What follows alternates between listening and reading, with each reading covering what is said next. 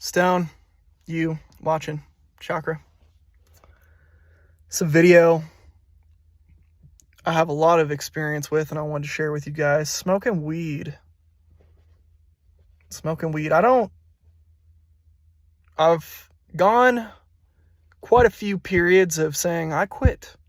I'm done smoking weed, and I first hit the devil's lettuce, toked the ganj when I was 12 years old. And from like 17 years old to like 22 and a half, 23, I was smoking heavy, dog.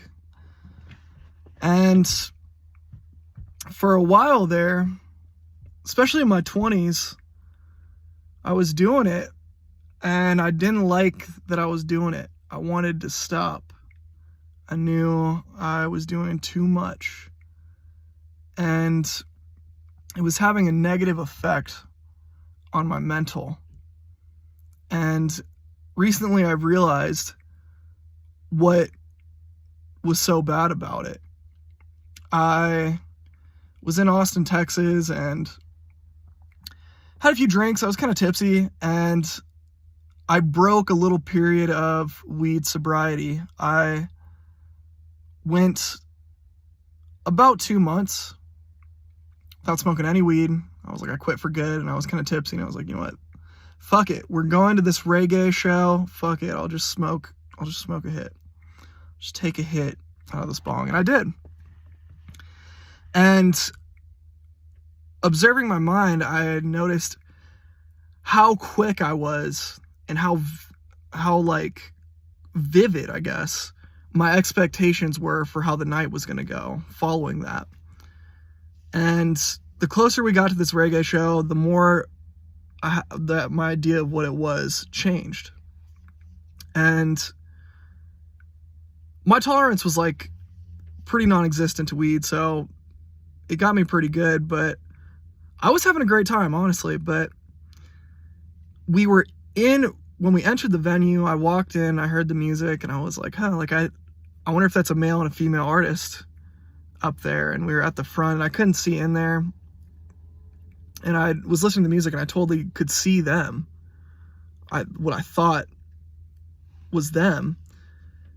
And I kind of had an idea of what the entryway would look like. I thought it was stairs up, this and that. I thought it was way bigger than it actually was, and it was just DJs. It wasn't a male and a female artist. So my mind, after I took this hit, bro, my mind was like judgment. And reflecting on the times that I was smoking a lot of weed and I didn't want to be smoking weed, like, I think it held me back, bro. I think it held me back a lot just because of that judgment expectation thing. Because if I got invited to something, if there was an opportunity to do something with people, and I was kind of high, I thought I already knew what it was going to be like.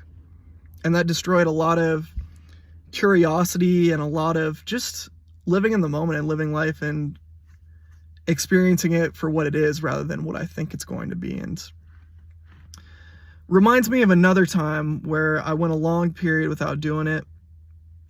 I went over just a few months, probably close to 6, not smoking weed, and I was at Lake Powell with my cousins and my family, and I took a hit, bro.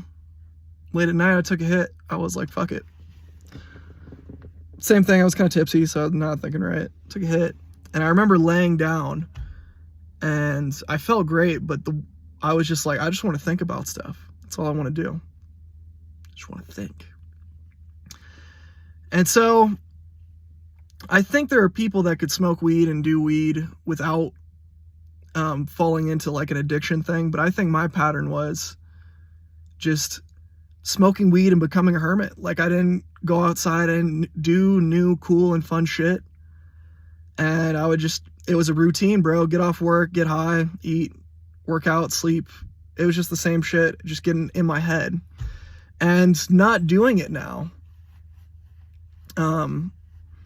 I think I'm really living life to the fullest, at least not doing it habitually now. But I think one of the biggest joys that I get out of life nowadays is experiencing new things and doing new adventures and stuff like that. And one of my best friends, bro, he's in it.